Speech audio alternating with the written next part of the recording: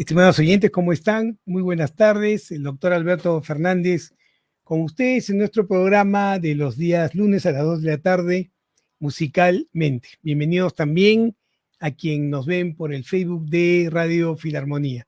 Gracias por estar ahí. Bueno, hoy día los días son realmente calurosos, ¿no? Así que hay que aguantar un poquito nomás.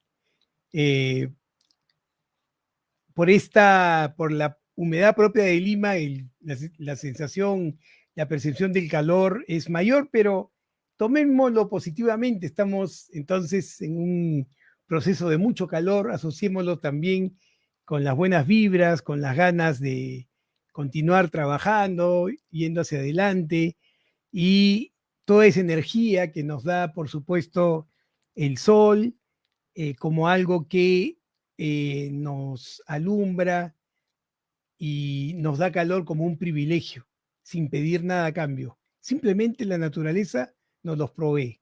Agradecemos entonces a la naturaleza y a Dios que nos da la oportunidad de tener calor y estar juntos el día de hoy, lunes 20 de febrero. Muy bien, hoy día vamos a tratar un tema que tiene relación con una sensación que es relativamente frecuente en las mujeres cuando dan a luz, ¿no? Hoy vamos a hablar de la depresión postparto y además lo que voy a hacer es aclarar algunos conceptos con respecto a este proceso porque muchas veces se confunde la tristeza postparto con la depresión postparto, ¿no? A veces cuando la mujer da a luz, obviamente, hay naturalmente una disminución de las hormonas que han mantenido el embarazo de manera adecuada, correcta y ha permitido la vida del feto, ¿no es cierto? Nace el niño, la placenta se desconecta y hay una baja brusca de hormonas, como los estrógenos, la progesterona y el cortisol. Y solamente la bajada de estas hormonas puede producir en la mujer una sensación de tristeza. Entonces, no nos debe sorprender que se calcula que aproximadamente el 85% de las mujeres que dan a luz tienen un estado de ánimo triste. Es un estado de ánimo triste leve. Generalmente este proceso se resuelve entre el cuarto y el quinto día del nacimiento del niño y es parte de este proceso, como les digo, de la bajada brusca de las hormonas. Lo interesante acá es que muchas veces cuando el niño nace y la madre tiene la sensación de estar triste, se ve inhábil o se ve en la imposibilidad de poder transmitirle al esposo, de poder transmitirle a la familia que se siente triste, a pesar de que el niño acaba de nacer, que es probablemente uno de los procesos más maravillosos, si no el más maravilloso de la naturaleza. Y entonces es como que la madre está prohibida, no debe, no puede sentirse triste porque su hijo acaba de nacer.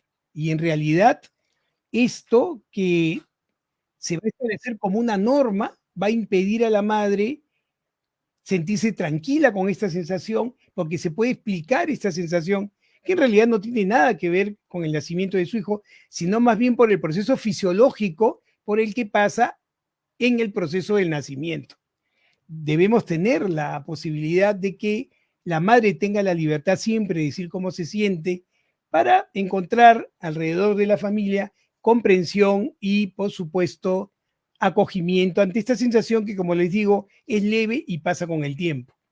Lo que pasa es que si la madre no tiene esta explicación, se va a sentir culpable, ¿no? Se va a preguntar, ¿cómo es posible que yo tenga esta sensación de tristeza si lo que yo más quiero, mi hijo acaba de nacer? Y como les digo, no tiene que ver estrictamente con la presencia del niño, sino más bien con este juego hormonal que es momentáneo y que la madre va a poder tranquilamente solucionar y sopesar en el tiempo. Entonces, lo primero que es importante que sepan, nos ha pasado muchas veces que familiares o pacientes que están con nosotros mucho tiempo y que han dado a luz, han sentido esta tristeza y han llamado a la consulta queriendo que el médico las vea, en este caso que yo siendo su médico los vea, porque no pueden entender por qué están tristes si su hijo acaba de nacer.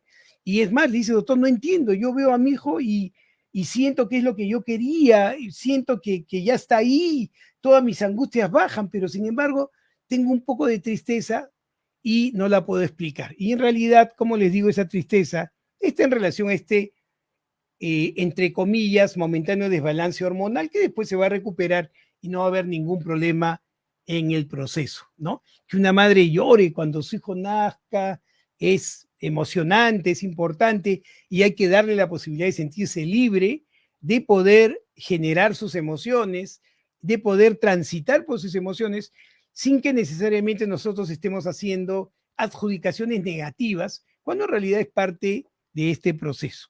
¿Estamos de acuerdo? Y entonces, ¿por qué es importante esto? Porque tenemos que diferenciar la tristeza que puede generarse en el parto de la depresión posparto, que es un proceso diferente, que tiene sus propias características y que también es importante poder determinar.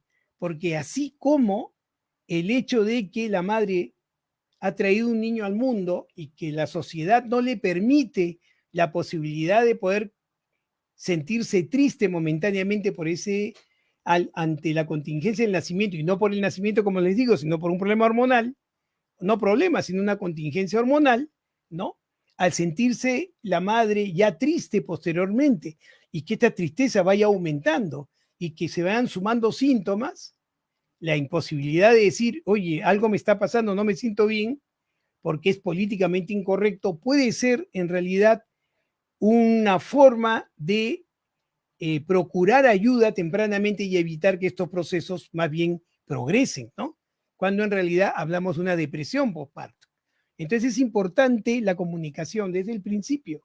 Es importante la comunicación para todo vínculo humano, ¿no? Pero en especial con la madre, tanto en el proceso de la fecundación como en el embarazo y por supuesto en el parto. Hay que comprender que para poder tener a este niño intraútero, ¿no es cierto?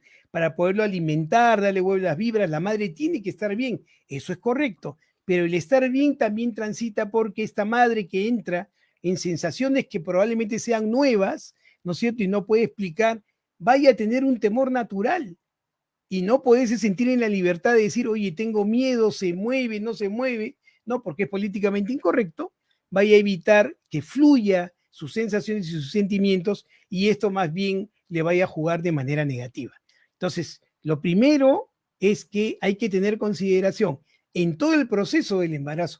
Esos 9 meses van a ser importantes para la madre, pero también para el niño, porque como hemos comentado varias veces en este programa, el niño está viniendo con la expectativa de ser acogido con amor, ¿no es cierto? Eso es lo que Bowlby llamaba intersubjetividad, ¿no? Esa posibilidad con que el niño nace para inmediatamente contactarse con el cuidador, contactarse con la madre, y la madre debe estar en las mejores condiciones justamente para poderlo acoger con esta característica, ¿no? Con mucho amor, con mucha receptividad, con mucha empatía. Entonces, primera recomendación, ante toda esta contingencia, hay que permitir que la madre fluya en sus sentimientos para que así no exista ninguna complicación posterior, ni que el estado de ánimo de la madre vaya a afectar al niño, ¿no es cierto? Porque se ha podido describir que cuando estamos frente a madres con depresión postparto, con este trastorno, efectivamente no solamente se perjudica la salud de la madre, sino también se perjudica la salud del recién nacido, ¿no es cierto? Entonces es importante tomar esta prevención, que es una prevención de cualquier vínculo humano, ¿no es cierto? Estar conectados, poder conversar, sentirse libre de sentir y poder confiarle a otras personas, sobre todo a las que más queremos, sobre cómo nos sentimos en el embarazo, en el parto, etcétera. Muy bien, entonces hay que tener esto claro y probablemente esta reunión tenga como mensaje más importante, ¿no? Permitir, más allá de las normas sociales, que la madre pueda comunicarse con su pareja, pueda comunicarse con su familia, con los padres, con los suegros, sin ningún temor de ser observada, ser criticada o ser señalada. Esto es muy importante justamente para prever cualquier trastorno del ánimo posterior. Muy bien. Entonces, esto es lo primero que tenemos que tomar en cuenta. Otra cosa que es importante que ustedes conozcan es que antiguamente se pensaba que la depresión postparto estaba relacionada solamente con el parto. Y entonces uno decía, bueno, como es algo que está alrededor del parto, ¿no? Conforme se vaya alejando el parto, esto debe mejorar sin hacer mayor intervención.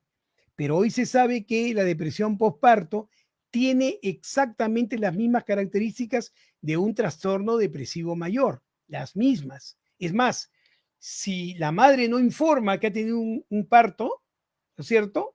Para el profesional va a ser indistinguible los síntomas de la depresión por parto versus el trastorno depresivo mayor, si es que no se le señala que la madre viene de un proceso de alumbramiento. Entonces hay que tener mucho cuidado con esto, ¿no? No pensar que es una cuestión circunstancial. Cuando ya es el trastorno, la depresión postparto, no pensar que es circunstancial y que se debe solo solucionarse en el tiempo cuando los síntomas son claros síntomas de un trastorno depresivo mayor que, como les digo, es indistinguible de la depresión postparto desde el punto de vista clínico, desde el punto de vista de respuesta al tratamiento y desde el punto de vista del pronóstico.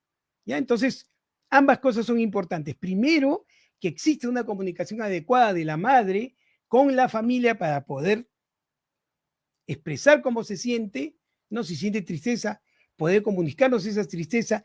Ya sabemos que en la mayoría de los casos, en el 75% de los casos, es una tristeza normal en relación con, como les digo, la baja brusca de las hormonas, pero si esto continúa en el tiempo y más bien se agrava, hay que también tomar atención a la posibilidad que sea una depresión postparto, que está alrededor del 10% de las madres que dan a luz. Y como ven ustedes, es un porcentaje relativamente importante y por eso hay que tener ojito avisor para estar atentos y poder ayudar a la madre tempranamente y salir del cuadro sin problemas para que los vínculos familiares y con el niño sean adecuados y todos vayamos por un sendero de buena salud mental.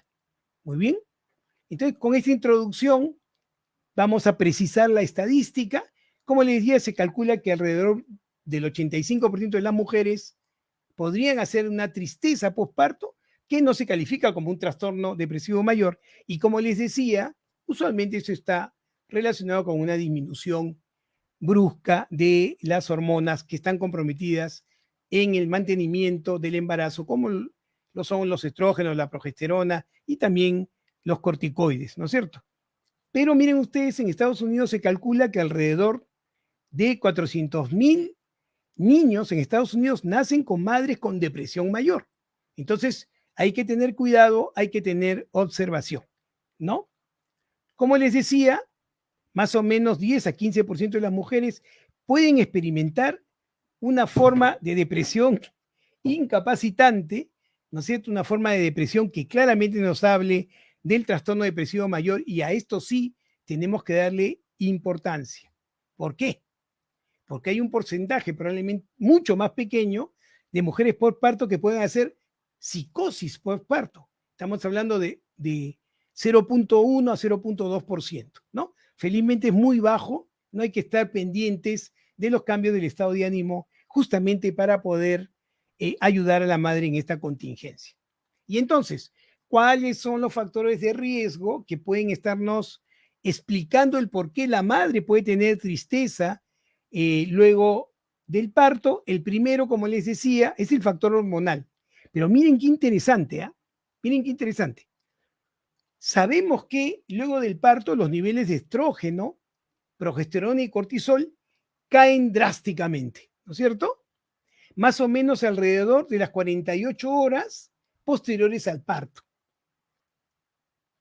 Pero ¿qué se encontró en las investigaciones? Que aquellas mujeres que terminan haciendo un trastorno, una depresión postparto, tienen más o menos los mismos valores que aquellas mujeres que no hacen depresión postparto en relación a su tenor hormonal. Y entonces, si las hormonas son tan importantes como les estoy diciendo, ¿por qué no presentan una diferencia entre aquellas que hacen depresión y aquellas que no lo hacen? Y lo que se ha podido establecer es que no está tanto en relación a cuánta hormona queda o cuánta hormona haya, sino está más bien en relación a la sensibilidad por la hormona. Se dan cuenta, pareciera que las madres que podrían hacer un trastorno depresivo postparto tendrían una alteración de la sensibilidad hormonal. Y eso, más que la cantidad, la sensibilidad, generaría entonces esta depresión. Entonces hay que tener cuidado con esto porque nos ha pasado muchas veces que al tratar de explorar qué es lo que le está generando depresión a la madre, ¿no? Nos convocamos solamente a ver qué pasa con las hormonas y al ver que el tenor de hormonas está dentro de lo esperado, no, uno dice, no es una depresión postparto. Pero como les digo y les acabo de mostrar, las investigaciones nos dicen que no se trata tanto de la cantidad de la hormona que la madre tenga en la sangre, sino más bien de la sensibilidad por las hormonas. En este caso, entonces, hay que tener mucho cuidado al pretender pensar que el criterio hormonal va a ser definitivo para descartar que esto sea una depresión postparto. El otro factor que sí está intensamente relacionado con las mujeres con depresión postparto son indefectiblemente los factores psicosociales. Y entonces, ¿cuál es el factor psicosocial que ha mostrado tener una relación directa y proporcional con el trastorno depresivo que se presenta postparto? Es sin lugar a dudas los problemas de violencia de pareja. La violencia de la pareja es el factor más identificable y más importante como predictor de una mayor posibilidad de hacer una depresión acompañado de la carga genética que ahora vamos a explorar. Entonces, yo sé que todos ustedes que me están escuchando deben decir, pero lógico, pues Alberto, claro, lógico, ¿no? Pero ¿cuánto estamos haciendo justamente para que esto no suceda? ¿No? Y esto que parece una cuestión ambiental, tienen que entenderla además como un proceso que está actuando sobre el cerebro de una madre que, por cuestiones fisiológicas y por nacimiento del niño, está teniendo un desbalance hormonal momentáneo. Si a eso nosotros le anexamos violencia, estrés patológico, ¿no? Estamos haciendo que esta mujer, ahora madre, tenga mayor probabilidad de hacer un trastorno depresivo, es decir, una depresión postparto, ¿no es cierto? Entonces, la violencia de pareja parece ser un factor fundamental. Además, el apoyo social inadecuado, ¿no es cierto? Eventos negativos recientes como pérdida de familiares, pérdida de la propia pareja, puede ser también un factor que vaya a ensombrecer la posibilidad de salvarse de no hacer una depresión postparto, ¿no?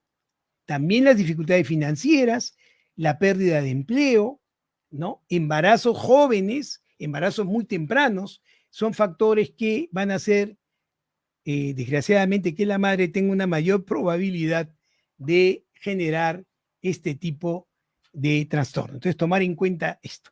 Y miren ustedes, los estudios muestran que los factores obstétricos parecen no tener relación. Es decir, madres que tienen, por ejemplo, complicaciones en el embarazo, en el parto, no han mostrado tener mayor probabilidad de hacer un trastorno depresivo postparto, una depresión postparto, vean ustedes. Uno parece que no le encontraría sentido, ¿no? Si tengo una madre que ha tenido una amenaza de aborto, ¿no? Uy, puede hacer depresión. O si tengo una madre que ha tenido un parto complicado, puede hacer depresión, pero miren que los estudios muestran que no, ¿no? Siguen estando por encima, entonces, la violencia de pareja, la violencia contra la madre. Entonces, tomar mucho esto en cuenta. ¿Por qué les dijo? Porque muchas veces somos permisivos con respecto a la violencia de la pareja, muchas veces, y tratamos de justificar esa violencia, ¿no? Y si la madre se deprime, no lo asociamos con esa violencia, lo asociamos con factores obstétricos, cuando en realidad es la violencia de pareja lo que está generando esa depresión. Y entonces, sin darnos cuenta, estamos licenciando a la pareja para que siga violentando a la madre, porque ese no es el problema en realidad, cuando es el problema mayor. Y encima, como la mujer no tiene derecho a decir lo que siente, porque es políticamente incorrecto decir estoy deprimida cuando he tenido un hijo, se queda callada y entonces los síntomas se internalizan. Es decir, la mujer sufre por dentro. Entonces, es función de nosotros, la pareja, la familia, de darle a la mujer la oportunidad de poder mostrar lo que siente, de poder decir lo que le está sucediendo para poderla ayudar con mayor propiedad. ¿Estamos de acuerdo? Entonces, miren que desde el principio les estoy dando los tips de prevención, ¿no? Cuidado con minimizar los síntomas, cuidado con adjudicar los síntomas a un problema obstétrico cuando en realidad podría ser un problema de pareja, un problema familiar, la situación económica, etcétera, que son factores que nosotros podemos manejar y con eso podemos ayudar, por supuesto, a la madre e inmediatamente estamos ayudando también al niño, porque como les he comentado, el apego temprano, la calidad del niño acogido por la madre y del niño reconociendo ese acogimiento va a ser fundamental para el desarrollo de su sistema nervioso. Entonces, trabajemos todos juntos con este conocimiento para lograr, ¿no?, que la madre goce de buena salud mental y el niño también, por supuesto. Lo que sí parece ser el factor más importante de riesgo para una depresión postparto es la vulnerabilidad biológica. Y está claramente establecido que las mujeres que han tenido antes depresión postparto o tienen antecedentes familiares de trastornos depresivos, tienen 20 veces mayor riesgo de hacer una depresión postparto. Entonces, si yo tengo mi pareja o yo, madre, tengo el antecedente que he hecho una depresión postparto, ¿no es cierto? Tengo que informarle al ginecobstetra o a la obstetriz, les tengo que informar que yo ya he tenido una depresión postparto para que los profesionales tomen cautela con respecto a medir no solamente las hormonas o medir no solamente el tamaño del niño, sino también evaluar cómo va la salud mental de la madre para prevenir que no vaya a ser una depresión postparto o que no esté siendo una depresión gestacional. ¿Estamos de acuerdo? Entonces, eso nos debe servir para preparar al equipo, ¿no?, a tomar atención a este factor. ¿Estamos de acuerdo? 20 veces más posibilidades. A veces, sin darnos cuenta, nos preocupamos solamente por el niño en el proceso del nacimiento. Es decir, nos preocupamos solamente por el niño en el parto, ¿no? Y de ahí ya no, ¿no? Nació bien, todo llora, chau.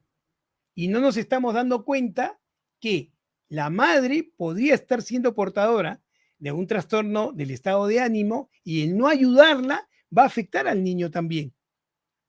Entonces, no debemos quitarnos de la mente que esto es un binomio, no está separado, no está jerarquizado. ¿Me entienden? La madre es importante, el niño también. La salud de la madre es importante, la salud del niño también. No está separado ese binomio. Van juntos. Entonces tenemos que procurar la salud de ambos. Tenemos que procurar la salud de ambos. ¿Estamos de acuerdo? No es tan fácil como decir, la madre no importa porque el niño va a venir. No, señores, porque el bienestar del niño está estrechamente relacionado con la salud de la madre, tanto en el proceso de fecundación, como en el embarazo, como en el parto, y en los 4 primeros años de vida, el cuidador, la madre, es fundamental juntamente con el padre para lograr un niño con salud general y con una salud mental adecuada. Entonces, cuidado con estas ecuaciones de que la madre no es importante y el niño sí. Ambos son importantes. La madre es importante para el niño es importante para la madre. ¿Estamos de acuerdo? Es un binomio de correspondencia biunívoca. Ese es para los matemáticos que nos siguen en el programa. ¿Estamos de acuerdo? Muy bien. Entonces, a tomar esto en cuenta, la parte biológica. Si yo soy una madre que tengo antecedentes, mi madre también sufrió o tiene depresión, o yo en mi primer embarazo he tenido depresión, entonces tengo que informar al médico, no porque quiera asustar a alguien, sino porque hay que tomar previsión, porque las probabilidades son mayores. Y entonces es ser consciente más bien, es ser cuidadoso, es ser preventivo. Porque si yo inserto un aspecto preventivo, ¿no? De repente un proceso psicoterapéutico, yo me evito de tratamientos que tengan que tener un cariz más de intervención, sí agarro el proceso tempranito. Recuerden ustedes, a las penas hay que matarlas cuando son chiquitas. ¿Se dan cuenta? Entonces sirve esa información para que el profesional no se enfrasque solamente en la salud nutricional ponderal del niño, ¿no? Y la presión arterial de la madre para decir todo va bien. No, no, no, no, no. Estos antecedentes van a ser importantes para ponerlos en alerta. Y los profesionales que estén alrededor del parto, si es que no hay profesionales de salud mental que estén asociados a este proceso tan maravilloso que es el parto, ¿no es cierto?, puedan estar entrenados para reconocer síntomas afectivos, porque van a ser tan importantes como cualquier otro, eh, eh, otro grupo de síntomas que nos pueden parecer más relevantes. ¿Estamos de acuerdo? Entonces, a tomar esto en cuenta. Entonces, como les decía, efectivamente las madres pueden nacer con una tristeza, que no tiene que ser depresión, ¿no? Una tristeza posparto, una melancolía posparto. Como les decía, esto puede estar alrededor del 85% de las madres. ¿Y cuáles son los síntomas? Vean ustedes, el ánimo es fluctuante, ¿no? De repente la mamá quiere estar con el hijo y no lo quiere soltar y lo aprieta, ¿no? Y de repente, no, no, no, no me lo traigas todavía, no me lo traigas. Uno se queda sorprendido, ¿no? Como el ánimo ondula, ¿no?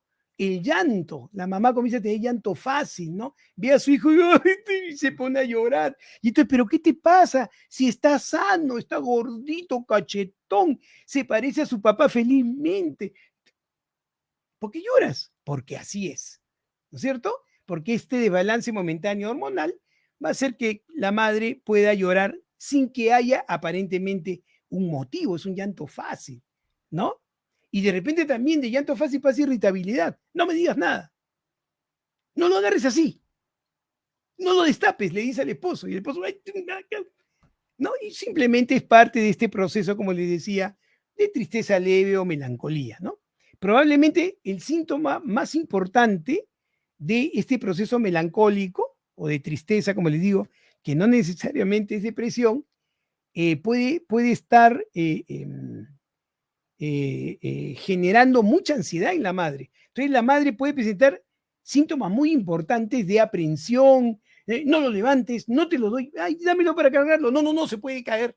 Y puede ser parte, como les digo, de este proceso melancólico y de tristeza. Bien importante, entonces, a tomar en cuenta para que las primas, las tías, la suegra, no vayan a pensar que, claro, ahora que tienes un hijo te has puesto antipática. No, no, no, no, no. Eso es parte de esta melancolía que se puede presentar en el 85% de los casos. Y usualmente alcanza el pico máximo entre el cuarto y el quinto día del nacimiento del niño y después comienza a bajar hasta que desaparece. Sin ningún tratamiento, las hormonas se van estabilizando, la madre se va estabilizando y ya. O sea, se sorprende la suegra, ¿no? Que estuvo en el nacimiento o al día siguiente y la nuera parece que mordiera y va a la semana, suegrita, ¿cómo está? Tome usted, cárguelo. Eso es producto, como les digo, de esta melancolía que se puede presentar con relativa frecuencia. Así que, por favor, no se peleen en la víspera, es normal, ¿ya? Es normal. Muy bien. Puede durar máximo 2 semanas, ¿ah? Cuarto, quinto día, pico máximo, va bajando 2 semanas, chao. ¿no? Y estos síntomas, es bien importante que ustedes lo tomen en cuenta, no interfiere absolutamente con la funcionalidad de la madre, ¿no? La madre va, cuida al niño, lo alimenta, está pendiente, coordina, compra los pañales, ningún problema. Por ahí no va la cosa, todo es espectacular, ¿ya? Entonces recuerden, cuando es una melancolía por los cambios hormonales, ya saben ustedes, la madre puede estar un poquito de llanto fácil, un poquito ansiosa, ¿no? Un poquito irritable de repente por momentos. Cuarto, quinto día, más intensa, 2 semanas desaparece. Y eso no ha generado ningún problema en la funcionalidad, no necesita ningún tratamiento. Ahí está el 85% de las mujeres. Muy bien. Pero eso comprenderán es totalmente diferente a la depresión postparto, ¿no? Y la depresión postparto efectivamente sí se puede presentar entre el 10 y el 15% de las madres que dan a luz. Primer síntoma, la depresión es persistente y es debilitante. ¿Estamos de acuerdo? O sea, se comienza a deprimir y ustedes ven que cambia su estado de ánimo y va aumentando en el tiempo. No se resuelve. Y eso comienza a producir en la madre problemas de funcionalidad. ¿Se dan cuenta? Entonces, hay que tomar eso en cuenta. Primer factor, ustedes ven un cambio claro, drástico. 2, interfiere con la capacidad de la madre para cuidar al niño. ¿Qué madre no quisiera, por supuesto, encargarse 100% de su hijo? Pero la madre, por más que quiere, se siente inhábil de poder acudir al acogimiento de su hijo, ¿no es cierto? Y este problema se puede presentar en los primeros 4 meses posteriores al parto. En los primeros 4 meses posteriores al parto se puede presentar este cuadro, ¿no? Algunos inclusive podrían ocurrir hasta durante el primer año postparto, pero usualmente se presenta en los 4 meses posteriores. Entonces, si ustedes ven que la madre comienza a deprimirse, ¿no es cierto? Claramente cambia su actitud, ¿no es cierto? Está muy triste, tiene dificultades para cuidar al niño, más o menos entre 3, 4 meses después del parto, probablemente ella esté haciendo una depresión postparto. Y entonces hay que estar atentos porque, como les acabo de decir, es indistinguible del trastorno depresivo mayor. Es indistinguible. Y la intensidad de los síntomas son las mismas. La gravedad de los síntomas también son los mismos. Entonces, mucho cuidado de decir, no, lo que pasa es que todavía no se adapta al niño. No, no, no, no, no. Si hay claramente una alteración de la funcionalidad, probablemente estemos frente a una depresión postparto. Muy bien. ¿Cuáles son los síntomas entonces? Tristeza, los mismos síntomas de la depresión que hemos hablado muchas veces, ¿no es cierto? Hay una tristeza clínicamente reconocible, ¿no es cierto? Y entonces ustedes van a ver que la depresión no se va a presentar de pronto, va a comenzar a ser insidiosa, como usualmente son las depresiones, ¿no? El paciente se va a ir poniendo triste poco a poco, con mucha angustia, con mucha obsesividad con respecto a que su hijo se vaya a enfermar o vaya a tener alguna alteración, etcétera. Apatía, falta de disfrute de las cosas, inclusive puede incluir la falta de disfrute de cuidar a su hijo. Miren ustedes, fatiga, se altere el apetito, sea que aumente o disminuya, ¿no? Inclusive en algunos pacientes puede transitar con ideación suicida, por eso hay que tener mucho cuidado. O pensamientos recurrentes de muerte, hay que tener mucho cuidado. Muchas madres viendo a sus hijos, ¿no? Estando deprimidas dicen, ¿cómo puedo pensar esto teniendo a mi hijo recién nacido? Pero ustedes ya saben cómo es la depresión. La depresión no respeta ni estados fisiológicos, ni condiciones médicas o condiciones sociales, etc. Entonces, ¿qué van a encontrar ustedes? Una intensidad muy intensa, con mucha desesperación por parte de la madre con depresión, ¿no es cierto? Interfiere en su capacidad y ustedes van a ver que la madre va a estar muy preocupada, de manera muy obsesiva, de la salud y del bienestar del niño. Va a tener sentimientos ambivalentes, positivos y negativos de la presencia de su hijo y puede tener inclusive, escúchenme bien, puede tener la madre miedo a pensamientos intrusivos, pensamientos parásitos desagradables, como por ejemplo la posibilidad de poder lastimar a su hijo. A pesar de que la madre sabe que eso es imposible, que no lo haría, no puede dejar de pensar en la posibilidad de que pudiera dañar a su hijo.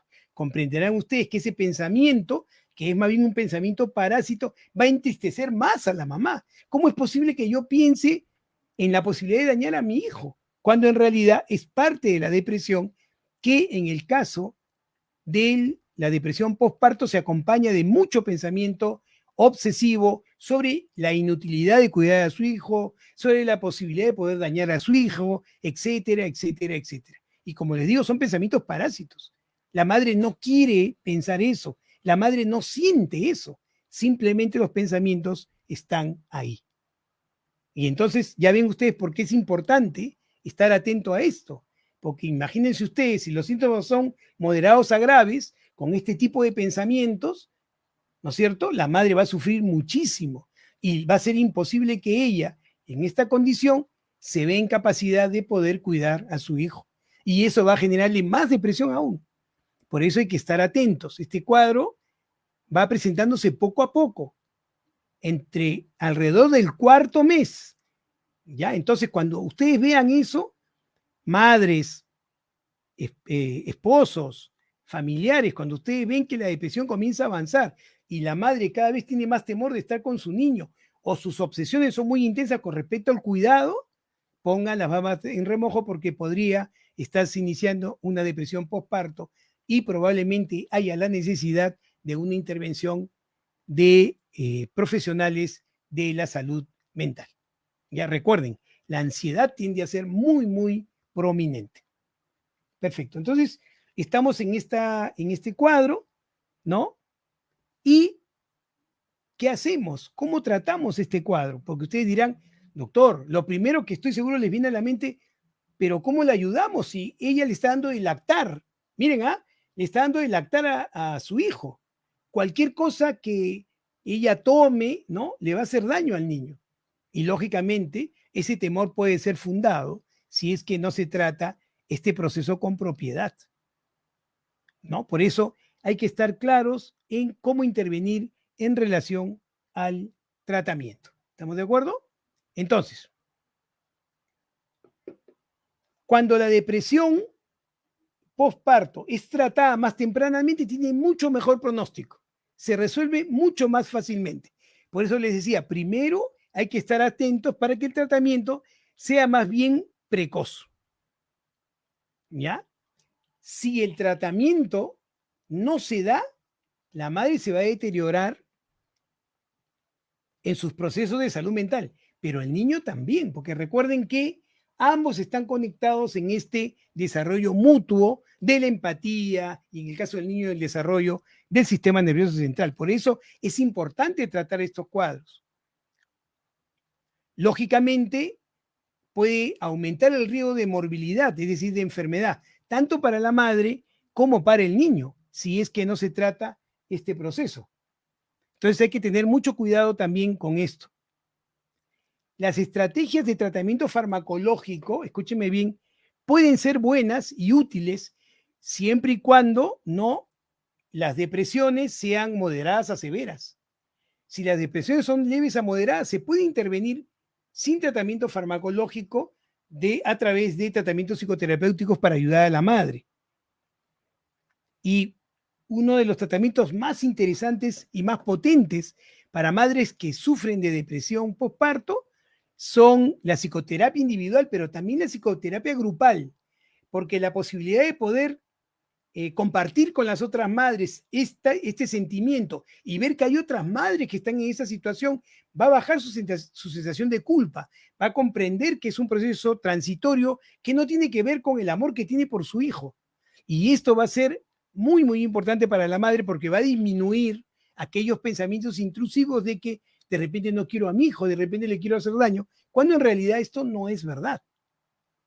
¿Estamos de acuerdo? Entonces hay que tomar muy, muy en cuenta que tratado tempranamente, buen pronóstico y se puede evitar el uso de fármacos al empezar con procesos leves a moderados. Muy bien. Entonces, las estrategias farmacológicas, ¿cuándo las indicaríamos? Lógicamente, cuando los síntomas sean moderados a severos y cuando la mujer, lógicamente, no responde al tratamiento psicoterapéutico, ¿no? Hemos intentado con terapia psicológica, pero no funciona. Entonces, y de repente la mujer, pues, está transitando, la madre, con ideación suicida, y eso no podemos permitir que esté presente. Entonces, ahí habrá la necesidad de usar medicamentos, ¿no? Junto con la terapia. La terapia siempre debe estar. La terapia sola o acompañada de medicamentos, pero la terapia nunca se debe suspender. Y, lógicamente, si la depresión es muy grave y hay una ideación suicida incoercible, la hospitalización sería lo más indicado. ¿Ya? Muy bien. Entonces, ¿qué consideraciones tenemos que tener con respecto a los fármacos? Los fármacos de primera línea obviamente son los antidepresivos.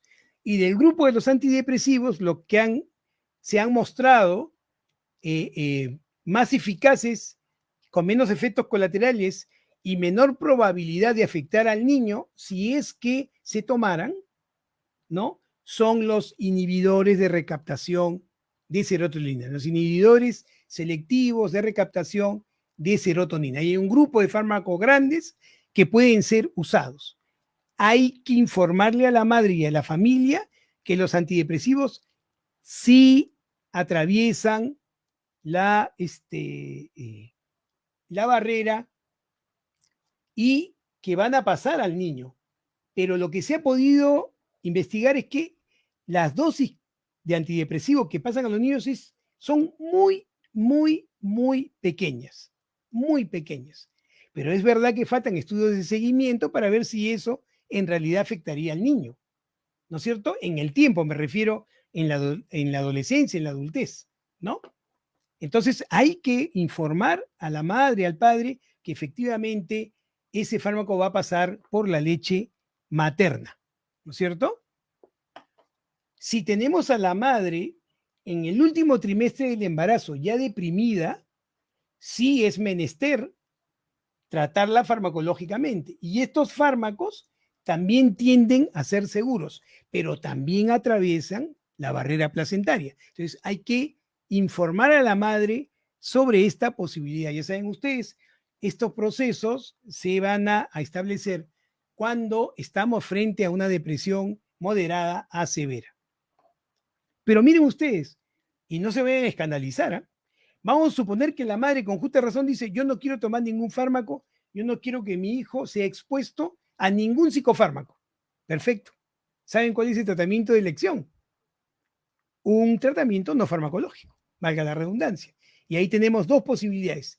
La estimulación magnética transcraneal, que es un procedimiento totalmente inocuo para la madre y para el feto, puesto que lo único que hace la estimulación magnética transcraneal es generar un campo electromagnético en la corteza prefrontal dorsolateral que está muy superficial, ¿no? Que está muy en contacto con el cráneo, se genera un campo electromagnético y esta influencia electromagnética hace que la red neuronal que controla el ánimo comience a equilibrarse y van mejorando los síntomas hasta sacar a la madre de la depresión. Se calcula que el 70% de personas que son expuestas a este tratamiento, ¿no? Salen sin ningún problema del cuadro depresivo, el 70%. ¿No es cierto? Entonces, es un tratamiento inocuo, ¿no? No necesita en realidad un seguimiento así estricto por las posibilidades de una complicación, en absoluto, muy pocos o ningún efecto colateral, y es un tratamiento que podría aplicarse en la madre.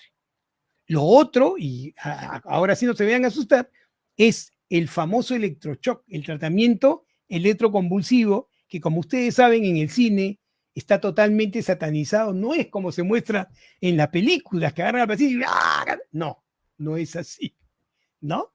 Es un tratamiento que también ha mostrado ser inocuo, ¿no es cierto? Y que puede ser muy beneficioso para la madre. Inclusive se puede colocar en la madre embarazada en el segundo o tercer trimestre del embarazo y no hay ninguna afectación del feto o de la madre. Entonces, eso es una gran posibilidad para poder tratar estos trastornos depresivos, sean trastornos depresivos del embarazo o posparto, sin generar ningún peligro en la madre o en el feto o en el recién nacido, ¿no? Los efectos colaterales son muy pequeños, muy infrecuentes, son muy inocuos, se puede aplicar sin mayor problema, ¿ya? Entonces hay que dejar de escuchar a veces gente que lo que hace es dramatizar y exagerar sin conocer. Mejor ustedes acudan a un profesional que los va a guiar claramente sobre cuál sería el mejor tratamiento. ¿Estamos de acuerdo? Esa es la posibilidad. Por eso es importante que les dé esta información. Muy bien. Y entonces, tenemos que tomar todo esto en cuenta si es que queremos ayudar a una madre con depresión o una madre que simplemente está pasando, como les decía, por un cuadro de tristeza o melancolía, ¿no? Que en el 85% de los casos se puede presentar en las madres. Entonces, no hay ningún problema en este sentido, pero cuando nosotros observamos que la madre ya está teniendo síntomas depresivos donde la ansiedad es lo más potente, es menester, sin temor, acudir a un profesional para evitar justamente las complicaciones y esto se pueda mejorar sin mayor problema. Prevención, sí, claro. Uno, saber de los antecedentes de depresión en familiares o el antecedente de haber tenido una depresión postparto anterior para tomar previsiones. Uno, dos, cuidado con el maltrato de la mujer por la pareja es un factor muy importante. Tres, darle a la madre la posibilidad de poder comunicar sus temores sin recibir críticas, sin recibir enjuiciamientos porque no tiene derecho. Mucho cuidado con eso. La empatía está sobre todo, ¿ya? Y gracias a Dios tenemos la posibilidad de acompañar a la madre en este maravilloso proceso que es el embarazo y el parto. Y los padres tienen una correspondencia biunívoca en este proceso. Los padres deben estar tan comprometidos como la madre en la prevención, tienen que estar tan comprometidos con la madre en el cuidado del embarazo y por supuesto en el parto y en el nacimiento del niño y qué decir de su crianza. ¿Estamos de acuerdo?